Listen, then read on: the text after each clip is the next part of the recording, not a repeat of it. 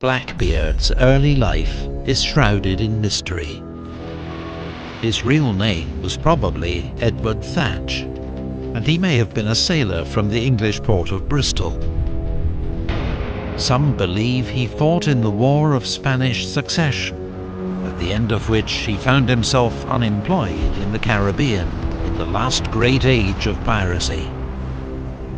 So he travelled to the outlaw haven of Nassau and turned pirate.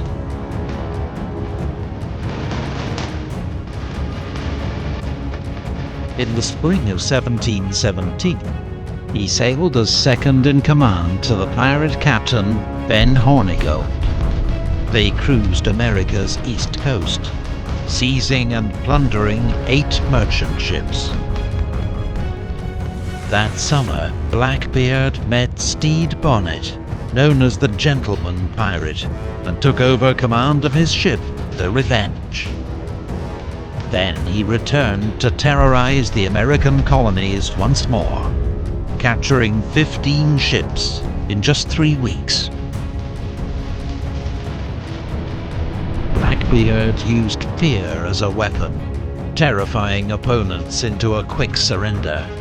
But there's no record of him ever torturing or murdering any of his victims. That autumn, Blackbeard sailed to the Windward Islands.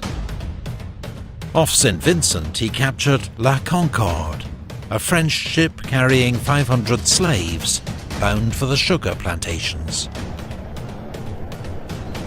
Blackbeard refitted the ship with 40 guns and renamed her Queen Anne's Revenge. He now commanded one of the most powerful warships in the Caribbean.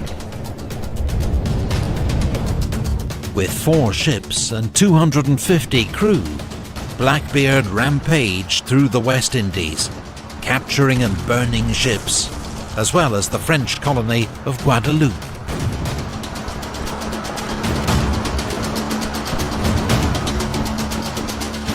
Then, he sailed west.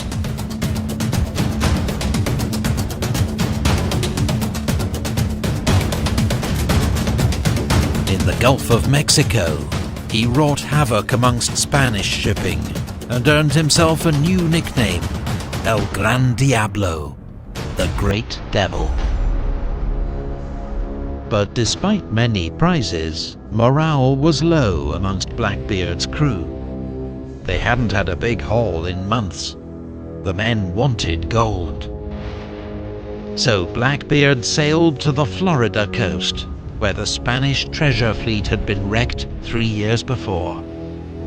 His men searched the wrecks for gold and silver, but scavengers had already taken the easy spoils, and they found little of value. Blackbeard continued north to Charleston, South Carolina. In the boldest move of his career, he blockaded the port for 6 days, seizing goods and hostages from any ships entering or leaving the harbour. Continuing up the coast, Blackbeard entered Topsail Inlet, looking for a hideaway. But his flagship, the Queen Anne's Revenge, ran aground and sank. Gentleman Stede Bonnet now chose to part ways with Blackbeard. 4 months later, he was dead, hanged in Charleston as a pirate.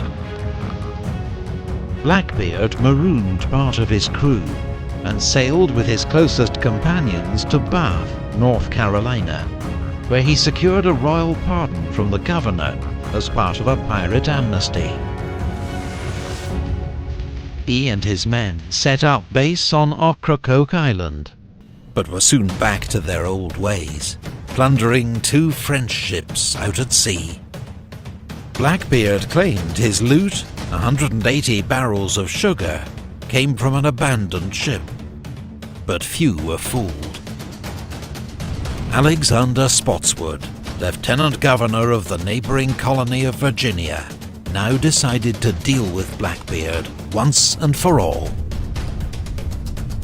Flouting colonial law, he sent a naval task force to North Carolina with orders to take Blackbeard, dead or alive.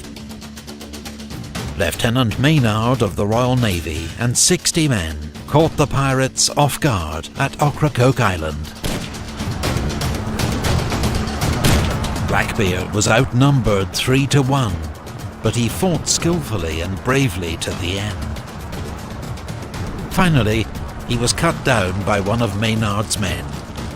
His body was found to be covered with 20 sword cuts and 5 bullet wounds. Blackbeard's head was cut off and fixed to the bowsprit of the Navy sloop to prove he was dead.